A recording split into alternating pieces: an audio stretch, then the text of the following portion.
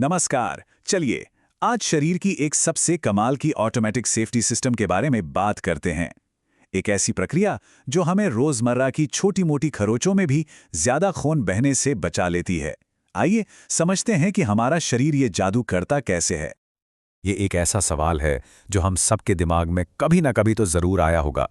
और इसका जवाब छिपा है हमारे शरीर की एक असाधारण काबिलियत में, जो चोट लगते ही फौरन एक्शन में आ जाती है। तो जैसे ही चोट लगती है ना, शरीर में एक तरह का रेड अलर्ट बज उठता है। चलिए साथ में देखते हैं कि इंजरी के बाद पहले कुछ सेकंड्स में असल में होता क्या है। इस पूरी प्रक्रिया का एक साइंटिफिक नाम है हीमोस्टेसिस। आसान भाषा में कहें तो ये वो प्रोसेस है जो बहते हुए खून को जमाकर रोकता है। ये शरीर का प्राइमरी डिफेंस सिस्टम है जो हमें बहुत ज्यादा खून बहने या शॉक जैसी खतरनाक स्थितियों से बचाता है। शरीर का सबसे पहला रिएक्शन पता है क्या होता है? ये पूरी तरह से इंस्टिंक्टिव है। जैसे ही चोट लगती है, दर्द के सिग्नल और कुछ केमिकल मैसेजेस की वजह से खून की नली फौरन सिकुड़ जाती है। सोचिए, ये बिल्कुल वैसा ही है जैसे पानी के पाइप में लीक होने पर हम उसे कसकर दबा लेते हैं ताकि बहाव कम हो जाए। अब सीन में एंट्री होती है हमारे फर्स्ट रिस्पॉन्डर्स की, जिन्हें हम प्लेटलेट्स कहते हैं। इनका काम होता है एक टेम्परेरी यानी कि एक अस्थायी जुगाड़ बनाना। देखते हैं ये अपना काम कैसे करते हैं। अच्छा, ये पूरी प्रक्रिया 3 मेन स्टेप्स में होती है। सबसे पहले प्लेटलेट्स चोट वाली जगह पर जाकर चिपक जाते हैं। इसके बाद वो एक्टिवेट हो जाते हैं, अपना शेप बदलते हैं और एक तरह का केमिकल अलार्म बजाते हैं जो आसपास के और प्लेटलेट्स को वहां खींच लाता है। और आखिर में ये सारे प्लेटलेट्स मिलकर एक टेम्परेरी दीवार या कह लीजिए एक प्लग बना देते हैं ताकि खून का बहना फौरन कम हो जाए। लेकिन यहां एक बात समझनी होगी। ये जो प्लेटलेट प्लग बना है ना, ये सिर्फ एक फर्स्ट एड जैसा है, एक अस्थायी पैच। खून के बहाव को पूरी तरह से और हमेशा के लिए रोकने के लिए इससे कई ज्यादा मजबूत किसी चीज की जरूरत पड़ती है। और यहीं से असली काम शुरू होता है, जिसे कोएगुलेशन कहते हैं।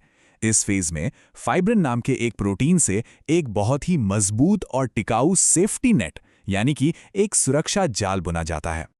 जैसा कि इस स्लाइड में बताया गया है, ये है असली थक्का बनने का स्टेज। ये उस टेम्परेरी प्लग से बिल्कुल अलग है। ये जो फाइब्रिन का जाल बनता है ना, ये थक्के को सीमेंट जैसी मजबूती देता है जो परमानेंटली खून के बहाव को रोक देता है। अब इस मजबूत थक्के को बनाने के लिए कुछ खास चीजों की जरूरत पड़ती है। इसे एक रेसिपी के इंग्रेडिएंट्स की तरह समझ सकते हैं। इसमें कुछ खास प्रोटीन होते हैं जिन्हें क्लॉटिंग फैक्टर्स कहते हैं। कैल्शियम होता है और हाँ, हमारी फर्स्ट रिस्पॉन्डर टीम यानी प्लेटलेट्स भी होते हैं। इस पूरी प्रक्रिया को कहते हैं कोएगुलेशन कैस्केड। सुनने में बड़ा कॉम्प्लेक्स लगता है ना, पर यह बहुत ही ऑर्गेनाइज्ड है। इसे कंस्ट्रक्शन टीम की तरह समझिए, जिसमें 2 अलग-अलग टीमें होती हैं। दोनों अलग-अलग रास्तों से काम शुरू करती हैं, लेकिन आखिर में एक ही लक्ष्य के लिए एक साथ मिल जाती हैं। तो ये स्लाइड बड़े अच्छे से दिखाती है कि शरीर के पास थक्का जमाने के लिए 2 रास्ते हैं। एक है इंट्रिंसिक पाथवे।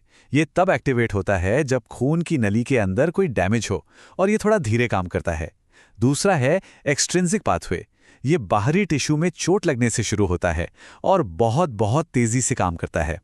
दोनों के अपने अपने फैक्टर्स हैं, लेकिन दोनों का मकसद एक ही है।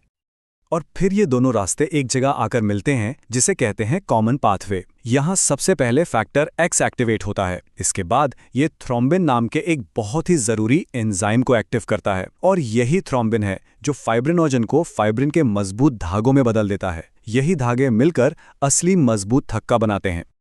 तो इस पूरी मेहनत का नतीजा क्या निकलता है? नतीजा है एक बेहद मजबूत और स्टेबल थक्का जो फाइब्रिन के धागों में ब्लड सेल्स को फंसा लेता है। ये न सिर्फ खून का बहना रोकता है, बल्कि घाव को भी एकदम असरदार तरीके से सील कर देता है। लेकिन कहानी यहां खत्म नहीं होती। खून बहना तो रुक गया, पर अब सफाई और मरम्मत का काम बाकी है। शरीर को अब इस टेम्परेरी मचान को हटाना है और असली टिश्यू को रिपेयर करना है। ये भी एक कमाल की प्रक्रिया है। थक्का सिर्फ एक प्लग बनकर नहीं रह जाता, ये घाव को भरने में भी एक्टिवली मदद करता है। इसके अंदर जो प्लेटलेट्स होते हैं वो सिकुड़ते हैं, जिससे घाव के किनारे एक दूसरे के पास खिंचने लगते हैं। इससे त्वचा को फिर से जुड़ने में मदद मिलती है। देखिए, हर चीज बैलेंस की है। एक बार जब घाव भर जाता है तो इस थक्के को हटाना भी उतना ही जरूरी है जितना इसे बनाना था। फाइब्रिनोलिसिस की प्रक्रिया एक क्लीनअप क्रू की तरह काम करती है। ये थक्के को धीरे धीरे घोल देती है, ताकि ब्लड फ्लो नॉर्मल हो सके और वो थक्का आगे चलकर कोई प्रॉब्लम ना पैदा करे। तो अभी तक हमने देखा कि ये सिस्टम कितना परफेक्ट और बैलेंस्ड है, पर क्या हो अगर ये नाजुक संतुलन बिगड़ जाए? डॉक्टरों के लिए ये एक बहुत ज़रूरी नंबर है। एक हेल्दी इंसान में किसी छोटी मोटी चोट से खून बहना आमतौर पर 2 से 7 मिनट के अंदर बंद हो जाना चाहिए। अगर इससे ज़्यादा समय लग रहा है तो ये एक सिग्नल हो सकता है कि क्लॉटिंग सिस्टम में कहीं कोई गड़बड़ है। ये टेबल दिखाती है कि कैसे इस कॉम्प्लेक्स सिस्टम का एक छोटा सा हिस्सा भी अगर गड़बड़ा जाए तो पूरी प्रक्रिया पर असर पड़ता है। जैसे हीमोफीलिया में एक क्लॉटिंग फैक्टर की कमी होती है जिससे बहुत ज़्यादा ब्लीडिंग होती है। वहीं थ्रोम्बोसाइटोपेनिया में प्लेटलेट्स की संख्या ही कम हो जाती है जिससे वो पहला प्लग ही ठीक से नहीं बन पाता। विटामिन के की कमी या लिवर की बीमारी भी इस प्रोसेस को बुरी तरह से प्रभावित कर सकती है। तो कभी कभी ऐसा भी होता है कि यह सिस्टम ज़रूरत से ज़्यादा एक्टिव हो जाता है, जिससे खून की नलियों के अंदर ही बिना वजह थक्के बनने लगते हैं, जो हार्ट अटैक या स्ट्रोक का कारण बन सकते हैं। एंटीकोएगुलेंट्स ऐसी दवाइयां हैं जिनका इस्तेमाल इस प्रोसेस को कंट्रोल करने और इन खतरनाक थक्कों को बनने से रोकने के लिए किया जाता है। और आखिर में हम घूम फिरकर उसी सवाल पर आते हैं, बहुत ज़्यादा थक्के जमने और बहुत आसानी से खून बहने के बीच का ये सटीक बैलेंस। हमारा शरीर इसे अद्भुत तरीके से मेंटेन करता है, और जब हम दवाओं के जरिए इस बैलेंस में दखल देते हैं तो ये मॉडर्न मेडिसिन के सबसे बड़े और सबसे ज़रूरी चैलेंजेस में से एक बन जाता है। इस कमाल के सिस्टम को समझने के लिए धन्यवाद।